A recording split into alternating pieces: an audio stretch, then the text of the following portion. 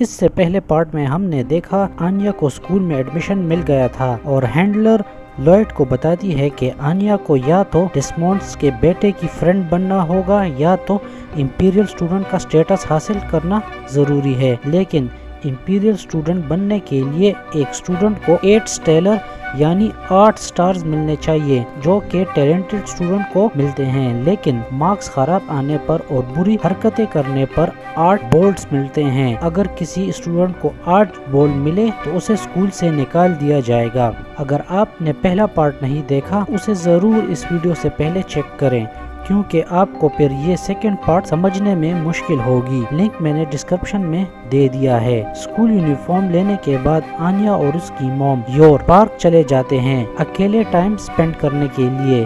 آنیا بہت خوش ہوتی ہے اسکول یونیفارم پہن کر اور وہاں پارک میں سب کو اپنا یونیفارم دکھاتی ہے۔ کچھ گینگسٹر آنیا کو کڈنیپ کرتے ہیں یہ سوچ کر کہ شاید یہ کسی بہت امیر فیملی سے ہے اور یور کو اس کی میٹ سمجھ کر اس سے پیسے مانگتے ہیں، لیکن یور بہت آسانی سے ان کی ہڈی پسلی ایک کر دیتی ہے۔ آنیا اپنی موم کی اسکل سے بہت امپریس ہو جاتی ہے۔ آنیا یور سے کہتی ہے وہ بھی اس کی طرح لڑائی کے طریقے سیکھنا چاہتی ہے۔ نیکسٹ سین میں جب لوئڈ گھر آتا ہے تو آنیا اور یور ہوا میں پنچ مارنے کی پریکٹس کر رہے ہوتے ہیں۔ کچھ زیادہ سوچے سمجھے بغیر وہ وہاں سے چلا جاتا ہے، مگر اس کا پچھتاوا لوئڈ کو بعد میں ہوگا۔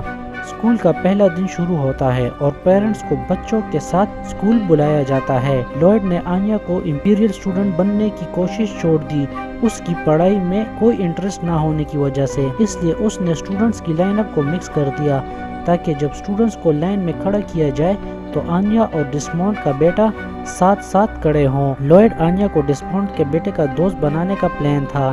یہ سب آنیا اپنی ٹیلیپیتھی کی مدد سے سن رہی ہوتی ہے۔ پلان بہت سمپل تھا، آنیا کو ڈیمین کا دوست بننا تھا، پھر وہ اس کو اپنے گھر بلاتا تو اس طرح لوئڈ کا ڈسمونڈ سے ڈائریکٹ کانٹیکٹ بن جاتا۔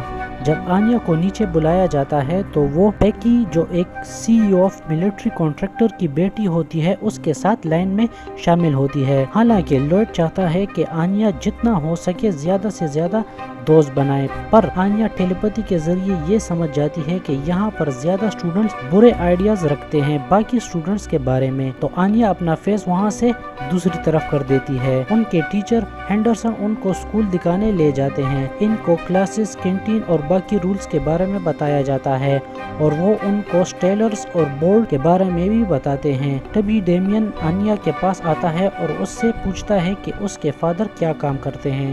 جب آنیا بتاتی ہے کہ اس کے فادر ڈاکٹر ہیں تو وہ اس کے فادر کا لو سٹیٹس ہونے پر مذاق اڑاتا ہے، پر اس کے باوجود آنیا کام رہتی ہے اور ڈیمین سے پوچھتی ہے کہ کیا وہ اس کے گھر کھیلنے آ سکتی ہے۔ تبھی ڈیمین کے 2 چمچے ایون اور ایمائل آنیا کو بلی کرنے لگتے ہیں کہ تم کتنی بے وقوف ہو۔ آنیا اپنے دل میں ان کو کلر پنچ مارنے کا سوچتی ہے لیکن وہ ان کو جانے دیتی ہے جب اس کو اپنی ماں کی یہ بات یاد آتی ہے کہ اگر کسی کی بات تمہیں اچھی نہ لگے تو اسے ہنس کر کے ختم کر دینا چاہیے، اس سے تم دوسروں کے سامنے اور کول دکھو گی۔ مگر اس سے ڈیمین کو اور غصہ آ جاتا ہے اور وہ اس سے بدلہ لینے کا پلان بناتا ہے۔ جب وہ اسکول کا چکر لگا رہے ہوتے ہیں تو ڈیمین اور اس کے چمچے اس پر پیپر بال پھینکتے ہیں اور اسے چڑھاتے ہیں۔ آنیا پھر اسمائلی فیس بناتی ہے اور ایک نظر اپنے ٹیچر ہینڈرسن کی طرف دیکھتی ہے کہ وہ انہیں دیکھ تو نہیں رہا اور ایک کلر پنچ ڈیمین کو مارتی ہے جو اس نے یور سے سیکھا تھا۔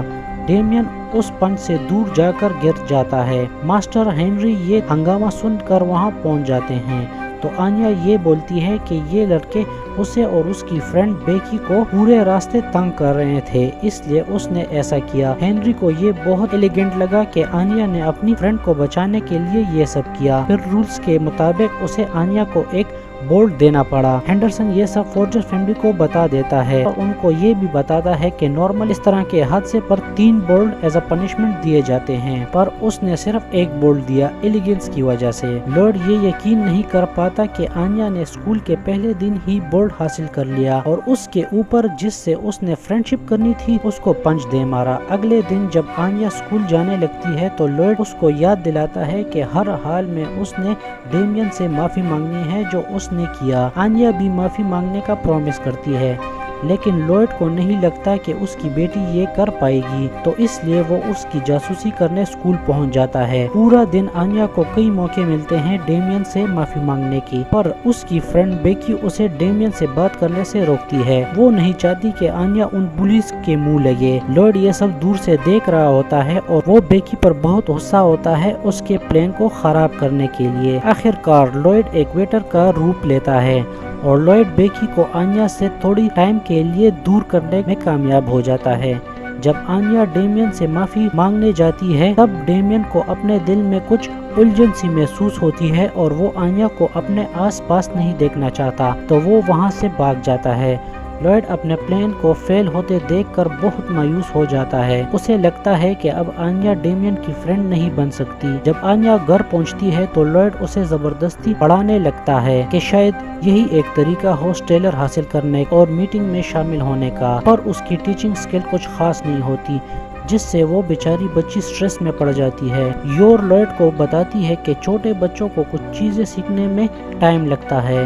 لوئڈ بھی مانتا ہے کہ وہ کچھ زیادہ ہی سختی کر رہا ہے، پھر وہ اس کو سلا دیتا ہے۔ لوئڈ سوچتا ہے کہ اگر اس کی اصل میں ایک فیملی ہوئی تو وہ کیسا فادر بنے گا۔ کیا آنیا ڈیمین سے دوستی کر پائے گی؟ امید کرتا ہوں آپ نے اس ویڈیو کو انجوائے کیا ہوگا۔ اگر اس ویڈیو کو 100 لائکس ملے تو نیکسٹ سٹوری کو کنٹینیو کریں گے۔